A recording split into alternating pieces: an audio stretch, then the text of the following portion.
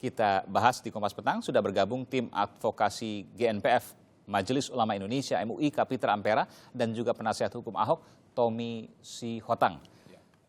Terima kasih Bapak telah hadir di Kompas Petang hari ini.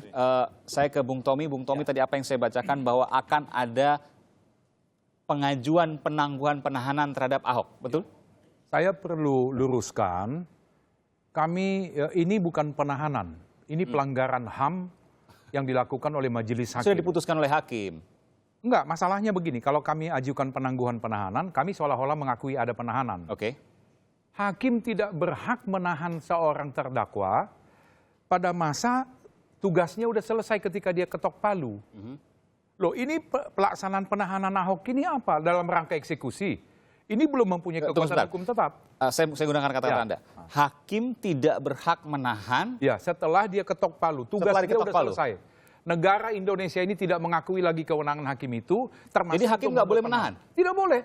Dia boleh menahan. Lalu selama ini ada kasus-kasus yang kemudian diputuskan di pengadilan tingkat pertama, pengadilan negeri, ditahan? Nggak salah ada. Semua dong. Itu bodoh itu. Saya boleh sampaikan sekarang. Karena nggak ada gunanya lagi berbaik-baik. Kalau dia mau tahan hakim itu, hakim dengarkan ini omongan saya nih. Kalau dia mau tahan Ahok, di tengah jalan dia buat penetapan menahan Ahok.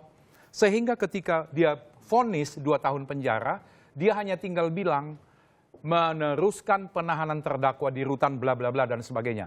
Nah sekarang jaksa mengeksekusi tahanan itu eksekusi. Tapi hati-hati juga dengan kata-kata Anda. Nanti dikatakan contempt of court. Nggak ada apa masalah. Saya tampil. Kata-kata nggak ada masalah. Ini nggak ada gunanya tidak pantas lagi. Untuk kemudian Anda sampaikan kepada hakim. Pantas. Kita mencoba mengatakan kata-kata yang kasar, Bung Tommy. Enggak. Kecuali Anda jadi humas Mahkamah Agung. Bukan, saya mengingatkan Anda. Tidak karena perlu. ada pasal contempt of court di situ. Nggak ada. Lakukan saja. Saya tunggu. Udah, saya serius karena saya marah ini. Begitu hakim mengetok palunya, dia tidak berwenang lagi menahan. Oke? Karena tugas dia udah selesai. Negara Indonesia ini tidak mengakui dia lagi untuk membuat orang sengsara, menahan dan sebagainya. Pertanyaannya, lalu kapan dia bisa menahan? Ketika seperti Ahok ini dia tidak ditahan oleh kejaksaan, dia bisa lakukan penahanan. Ini nggak kooperatif nih, terdakwanya kita tahan yuk. Ditahan di tengah jalan pada waktu rekuisitor atau pembelaan dan sebagainya. Tapi kan ada upaya kemudian yang bisa Anda dia lakukan. akan teruskan, pada waktu putusan meneruskan penahanan terdakwa dan sebagainya. Nah kalau dia ketok tugasnya udah selesai, dia tidak boleh lagi memerintahkan orang ditahan. Baca pasal 197 KUHP, Jungto pasal 193 KUHP, Jungto pasal 21 KUHP. Apalagi saya tambah nih supaya Anda makin paham. Masyarakat juga makin paham. Silakan. Kembali ke pasal 21 yang adalah akar dari semua penahanan. Apa alasan subjektif hakim menahan terdakwa ini? Enggak ada, dia gubernur. Menghilangkan barang bukti. Bukti semua udah di berkas perkara. Mengulangi perkara. Perkara apa yang mau diulanginya? Dia mau pidato lagi? Melarikan diri. Juga. Jadi sebetulnya ini hakim lebay. Hakim lebay. Dia menganiaya orang. Oke. Saya harap Mahkamah Agung... Saya batasi sampai sini karena kata-kata Anda nanti bisa berbalik pada Anda sendiri. Saya harus batasi. Saya ke Bung Kapitra. Bung Pitra, Anda setuju dengan apa yang disampaikan oleh Bang Tommy? Tunjukkan pasalnya, jangan hanya setuju tidak setuju. Saya tentu paham. Ditantang, tunjukkan pasalnya. Tadi Bang Tommy sudah mengatakan ada pasal-pasal yang menurut dia yakin. Silakan. Saya tentu paham ke kondisi emosional Bung Tommy. Yang namanya juga pengacara profesional, tentunya harus seperti itu. Tetapi hakim tentu tidak sewenang-wenang melakukan. Ya, tolong ditunjukkan pasalnya supaya tidak terlalu normatif. Pasal 193 itu jelas mengatakan hakim dalam memutus perkara juga dapat memerintahkan penahanan. Dengan melihat pasal 21. Ya, memerintahkan penahanan kepada terdakwa. Sesuai dengan pasal apabila pasal 21 tidak bisa dipenuhi. Tentu ada pertimbangan subjektif. Pasal 21 itu isinya? Isinya apabila akan melarikan diri, mengulangi perbuatan. Alasan-alasan disampaikan oleh hakim tadi. Hakim. Jadi ada pertimbangan subjektif tentunya. Ada pertimbangan subjektif sehingga hakim mengambil keputusan itu. Itu masih ruang lingkup kewenangan dia. Nah, kewenangan itulah yang dipergunakan oleh hakim berdasarkan pasal 193 KUHP itu. Yang dia lihat pasal 21 itu bisa diterapkan. Sehingga dikeluarkanlah keputusan penetapan untuk langsung ditahan. Itu argumentasi hukumnya. Di luar itu tentu masih ada upaya-upaya lain karena kalau dia jatuh kepada penahanan itu berlaku pasal 27. Apakah ini penahanan dalam ruang lingkup pengadilan tinggi? Karena seperti Bung Tommy katakan tadi, penahanan di pengadilan negeri tentu selesai. Nah, apakah ini dikasih payung hukumnya surat penahanan dari Ketua Pengadilan Tinggi atau melaksanakan penahanan sampai proses Artinya Anda mengatakan selesai. bahwa apa yang disampaikan hakim, apa yang diputuskan hakim sesuai dengan undang-undang, tidak ada yang dilanggar. Oh, sesuai dengan pasal 193 KUHP ya, dan itu juga Kalaupun ada subjektif dari pasal 21 tadi, melarikan itu memang diri, ada hak menyembunyikan barang bukti, subjektif menghilangkan barang bukti. dan semua Itu pertimbangan subjektif hakim. semua tingkat pemeriksaan baik di kepolisian maupun kejaksaan, pertimbangan subjektif itu ada. Oke. Ya. Jadi tentu tidak mungkin kita mencampuri alur berpikirnya hakim. Jadi subjektif yang mana yang Anda permasalahkan, Bung Tommy? Subjektif itu jelas di KUHP, pasal 21. Terdakwa akan melarikan diri, Oke. menghilangkan barang bukti, mengulangi perbuatannya. Dan Anda meyakini bahwa Mari itu tidak akan kita terjadi. cek satu-satu. Apa yang sudah dilakukan oleh terdakwa ini sehingga 3 masalah ini untuk bisa dia tahan terpenuhi. Mengulangi perbuatan. Ini soal pidato. Apalagi yang mau dia pidatokan. Orang udah nggak ada urusannya lagi dengan pidato-pidato. Kedua, barang bukti. Bukti itu dalam berkas semua. Ya kan? Kemudian melarikan diri. Dia masih gubernur.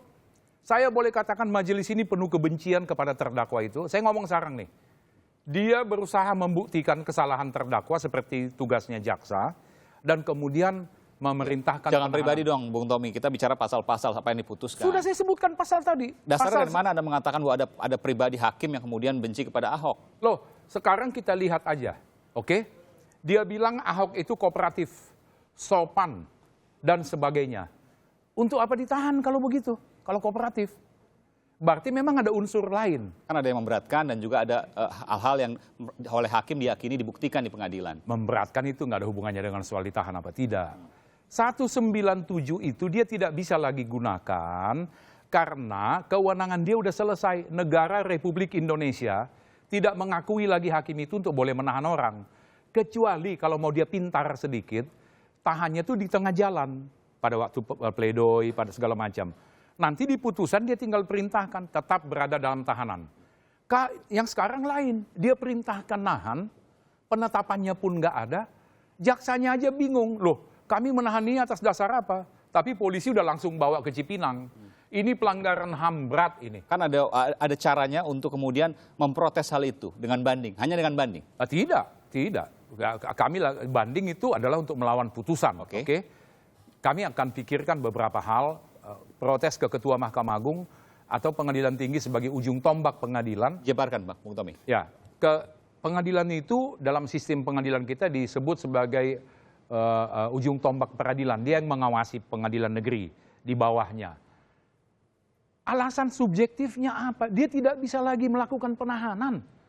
193 itu merujuk ke pasal 21, dia nggak berdiri sendiri. Pasal 21 itu masalah objektivitas dan subjektivitas. Ya, pasal 21 kemudian yang diyakini oleh hakim adalah seperti itu. Tentu tidak ada yang bisa menanyakan karena itu keyakinan subjektif hakim. Dia mesti jelaskan alasan mengapa dia tahan Hakim harus terdakwa ini. menjelaskan. Harus.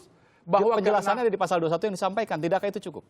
Tidak bisa. Masa dia hanya sekedar memerintahkan penahanan. Alasannya apa? Bung Kapitra, tidak cukup itu Apa pasal 21? alasannya? Saya pikir pasal 21 memenuhi karena Akan melarikan diri, ada menghilangkan dugaan barang untuk bukti meskipun Bung Tommy ada tidak akan dilakukan itu. yang lebih berat adalah bukan masalah menghilangkan barang bukti karena barang bukti memang sudahlah satu berkas perkara, tapi mengulangi perbuatannya potensi di situ. Artinya pidato-pidato ini kan jalan terus. Di Al Jazeera juga mengatakan kalau saya kembali ke Pulau Seribu saya akan bicarakan pidatokan yang sama. Itu pasca Pulau Seribu ya? Ya, setelah dalam proses peradilan. Artinya saya melihat ya analisa saya hakim berada di persyaratan kedua ini akan mengulangi perbuatan.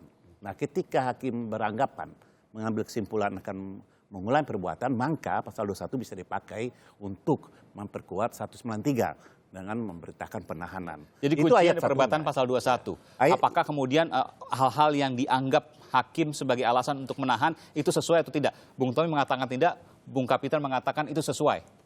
Karena begini, 193 itu mengatakan hakim dapat memerintahkan penahanan ya berdasarkan pasal 21. Pasal 21. Itu. Oke, lengkapnya apa? Lengkapnya. Saya Ya. ulangi lagi. Hakim di saat memutuskan perkara dapat juga memerintahkan penahanan pada terdakwa. Ayat satunya itu. Ya. Berdasarkan pasal 21. Ayat 2 malah dapat membebaskan, mengeluarkan terdakwa dari tahanan. Pasal 21 lengkapnya? Ya, pasal 21 lengkapnya ya apabila menghilangkan barang bukti, mengulangi perbuatan ya dan melarikan diri. Ya. Ya. Dan itu di nomor 2 ini potensinya lebih besar. Oke. Dan itu kemudian yang diyakini sebagai subjektivitas hakim, namun subjektivitas Bung Tommy Sihotang sebagai penasihat hukum Ahok berbeda. Apa jalannya kalau menurut Bung Kapetra? Ya, saya pikir tentu banyak sekali. Bung Kapetra juga pasti mengalami hal yang pasti sama, banyak kan? sekali jalan keluar. Artinya kalau tidak puas ada komisi yudisial. Kalau ada etika yang dilanggar di situ ya, ada Mahkamah Agung bidang pengawasan ya. Kalau ini suatu pelanggaran HAM ada Komnas HAM. Artinya orang tidak boleh dirampas kemerdekannya tanpa ada dasar hukum, tanpa dasar hukum yang kuat. Nah itu kan bisa diuji ya, keputusan-keputusan. Selain banding yang tengah dilakukan. Oh banding itu saya ke Bung Tommy. perlawanan. Bung Tommy ada KY, ada HAM, ada juga MA sebagai pelaporan, tiga-tiga yang akan dilakukan. Iya, jadi ini udah politik karena terlalu banyak kita ngomong Tadi teori hakim bilang hukum. bukan pilkada, bukan politik, ini khusus kasus hukum. Politik, bagaimana nggak politik? Amin Rais bilang kalau Ahok sampai bebas, Jokowi finish katanya. Memang Amin Rais bisa apa? Loh, apa yang bisa apa? Ada jutaan orang bisa datang Kan mengintervensi pengaruhnya udah bukan peradilan. ketua partai lagi sekarang. Jadi kalau siapapun bisa bicara seperti itu. Dia adalah bos dari ketua partai, jangan lupa loh, dia pendiri PAN loh. Iya pendiri, tapi kan bukan ketua umumnya, artinya Ya bisa kita jangan kemudian ngomong struktur lah, kita ngomong substansi masalah aja. Saya Ini khawatir nggak politik terlalu ini. jauh. Ya, oke. Nggak terlalu jauh, ini politik. Ini politik. Saya tanya Anda, kalau Ahok tidak ikut pilkada, dia akan terdakwa nggak? Enggak, tujuannya itu jatuhkan dia. Ya Saya kan yakin ditakut-takutin orang. Kalau boleh syukur-syukur sampai ke Jokowi kan gitu. Itu aja, udahlah. Lagi juga saya udah bilang, majelis hakim tidak punya wewenang lagi menahan terdakwa. Udah selesai, udah finish. Itu pasal 197 bertentangan dengan pasal 193. Katakan 193 diterapkan. Lihat pasal 21. Apanya? Mengulangi perbuatan. Perbuatan apa? Dia cuma pidato, nggak ada. Siapa yang bilang? Tadi hakim membacakan beberapa kali bahwa perbuatan itu dilakukan menurut keyakinan hakim ya, tidak hanya di Pulau Seribu tapi juga ada di tempat-tempat lain juga, termasuk di dalam buku. Ya itu boleh saja, tapi ini kan putusan belum inkrah. Ya. Belum berkekuatan hukum, jangan kita gunakan referensi itu. Sudahlah, Ahok ini korban politik, udah gitu aja. Anda yakin bahwa nanti dibanding Ahok akan bebas? Saya nggak akan bicara itu dulu, karena sekali lagi kami melihat siapa sih saksinya. Ini saksi fakta nggak ada. Kalau model berpikir hakim itu kita terima, kasus pembunuhan 40.000 orang oleh Kapten Westerling di Makassar, saya bisa jadi saksinya dong. Saya nggak lihat lokasi itu kok. Ini kan cuma cerita katanya-katanya. Kayak apa orang buta nyanyi bintang kecil. Bintang kecil katanya. Dia nggak ada di lokasi itu. Tapi hakim memaksakan bahwa itu boleh. Iya. Gitu. Hakim dalam pertimbangannya tapi kan kan kata ada- bahwa saksi tidak menjadi hal yang Tapi ada putusan Mahkamah Konstitusi. bagian dari satu-satunya untuk memutuskan. Silakan. Ada Mahkamah Konstitusi memperluas definisi saksi. Tadinya KUHP mengatur saksi itu orang yang melihat, mendengar, mengalami langsung suatu peristiwa pidana. Tapi Mahkamah Konstitusi putusan nomor 65 tahun 2010, orang yang melihat, mendengar, mengalami yang tidak langsung pun dapat menjadi saksi fakta. Dan itu kan ada payungnya semua. Oke. Ya, umbrella of law-nya ada. Anda bisa bayangkan nggak hakim bersusah payah cari alasan pembenar, membenarkan saksi itu supaya dia bisa menghukum Ahok. Itu yang saya katakan tadi. Bung Tommy, saya tanya terakhir pada Anda. Upaya, saya menggunakan bahasa saya, nanti silakan dikoreksi. Penangguhan penahanan terhadap Ahok, apa yang akan dilakukan? Tadi belum dijawab. Ya, kami akan protes. Kami tidak lakukan penangguhan dalam pengertian jangan sampai seolah-olah kami mengakui kewenangan hakim menahan. Kami akan protes ke Pengadilan Tinggi, ke Mahkamah Agung, dan ke institusi mana yang memungkinkan. Sekali lagi, Semua jalan Anda akan jajaki. kami akan lakukan. Majelis hakim tidak berwenang lagi menahan. Begitu dia ketok, selesai sudah kewenangan dia. Kalau dia mau cerdas, hakim yang cerdas, di tengah jalan proses itu dia buat penetapan. Saya tanya Anda, ada nggak penetapan tadi Ahok ditahan? Nggak ada. Langsung berangkat ke Cipinang itu barang. Gitu loh. Itu yang namanya lebay, pelanggaran HAM. Anda melihat ada cacat administrasi yang dilakukan hakim. Semua cacat ada di situ. Hakim itu, waduh, luar biasa. Dia menjadi Nanti kita jaksa. tunggu, ya. Kita tunggu nanti bagaimana aksi, bagaimana jalan yang akan ditempuh yang akan dijajaki oleh tim kuasa hukum dari Basuki Cahayapurnama Ahok. Terima kasih Bung Kapitra Ampera, tim kuasa hukum GNPF MUI, dan juga Bung Tommy Sihotan, kuasa hukum dari Basuki Cahayapurnama. Terima kasih. Terima kasih. Oke, Kapitra ya. Terima kasih. Ya.